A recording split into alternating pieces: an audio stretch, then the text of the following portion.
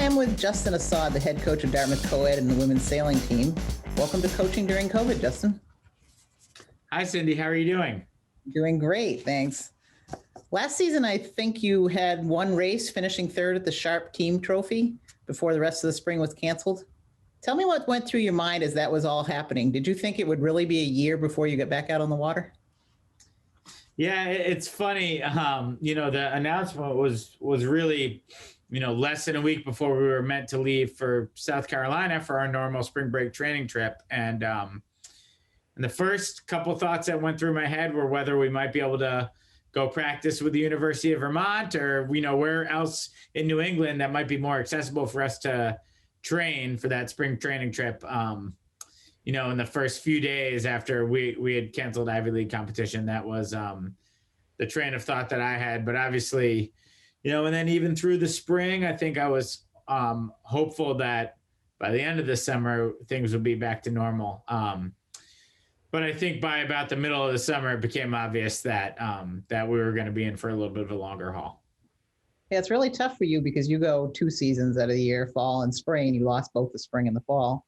This season, the Ivy League decided the risk was too great and they canceled spring season early in February.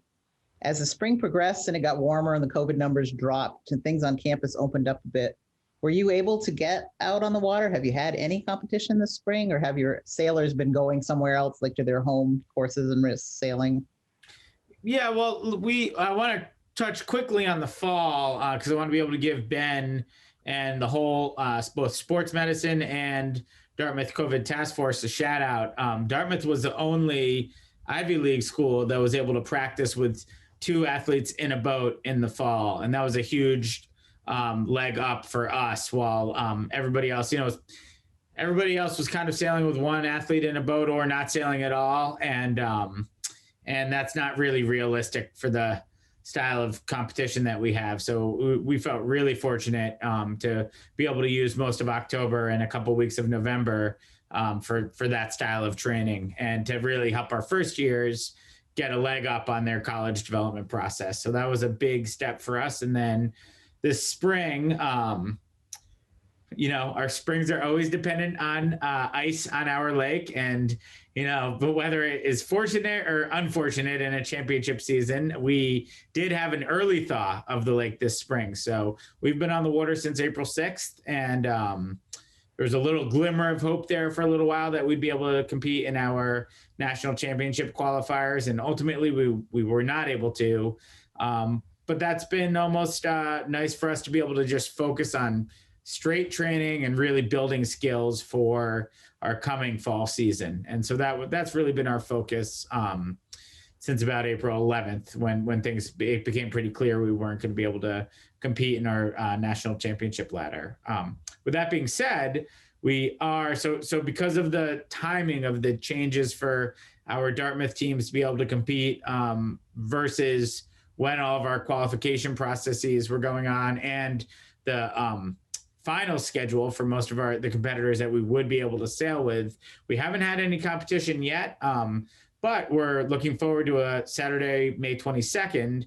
We're going to compete with Tufts at we like to call it the Jumbo Dome at Mystic Lake, where Tufts sails, and we're really looking forward to the opportunity to get in boats and have a competition again. That's great news. Who's here on campus this spring? The freshmen, are they back? Yep. So we have most of our first years, or in fact, all of our first years are here on campus, and we've had a great training block with them. And then, we've had a kind of a smattering of sophomores, juniors, and seniors on campus as well. And for the seniors, we're really psyched to get them one more time actually competing in a jersey. And they've been really great about just investing, especially, our team captain is Josh Turner, and in sailing we have a team leader who's called the Commodore, and that's Max Clapp. And those 2 guys have really put in a tremendous amount of effort training with the current team and treating the season like a normal season in terms of helping to instill the work ethic and traditions that we hope the rest of the team will carry forward next year. Over the past year, you've hired 2 coaches, having lost 2 coaches, one of whom, Rebecca McIlvaine, sailed for you here at Dartmouth. How has it been having new coaches breaking into this new system? Right. Well, it's there've been pluses and minuses, like always. I think one of the positives is that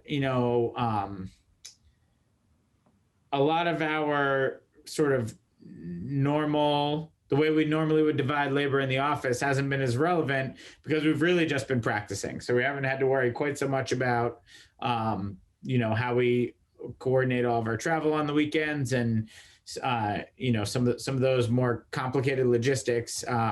So we've really been bringing Dirk and Rebecca up to speed on how things work from a coaching standpoint, and talking about what that will look like in the fall when we're hopefully back to full competition. But we've been able to really kind of ease them in and really focus on the water effectiveness and efficiency at practice. So That's great. I can't wait till we get back in the office. And I've met and worked with Rebecca, but I've seen Dirk, haven't met him. yeah, they're both great, and I think they'll be fun. Good people to befriend other assistants around the department as well. So. Good. Now, on a personal note, have you gotten your children on the water? You have 2 little girls. Do they sail with you, or are they not quite old enough yet? How's that going? Right. Well, the girls, they're young. So my girls are 4 and 2, and it was important for us to get them going right away. So both of them within their first year of life, we got them on a boat, which was a big goal for us. They couldn't do much. And actually, I think hopefully I sent Cindy a photo of one of them sleeping on her first sail. You can see her sleeping in the back of a Beetle Cat, which is a little 12-foot wooden sailboat. And she's under the tiller, actually. She was just asleep in the back. And that's, we're on Nantucket for the summer. And that was during the big rainbow parade, which is a huge thing on Nantucket. But now we've got them sailing a little bit on some of the kids' boats that we have out there to have access to. And we actually brought a boat home from them last fall to keep at the lake so that, my partner, Emily, will be able to take them out sailing a little bit, maybe during practice, or we tried to go actually yesterday. But it got a little windy and cold when those storms were rolling through. So it wasn't quite the right day for the first experience there, but so we're getting their feet wet for sure. Oh, that's so much fun. They're like the team mascots, or will be, hopefully. Yeah, and we do, like many of the Dartmouth teams, we do a Halloween practice every year, and they love coming down in their costumes and seeing everybody else in their costumes, and that's always a really, they like just being around the team in general. The girls are excited about that, and that's something that's important to Emily and I as well. All right, well, thanks for meeting with me, Justin, and good luck in your upcoming race, and hope the rest of the season goes well for you. Thanks, Cindy. Great to see you. And hopefully we're all keeping our fingers crossed for good news for the fall. So. All right. Thank you.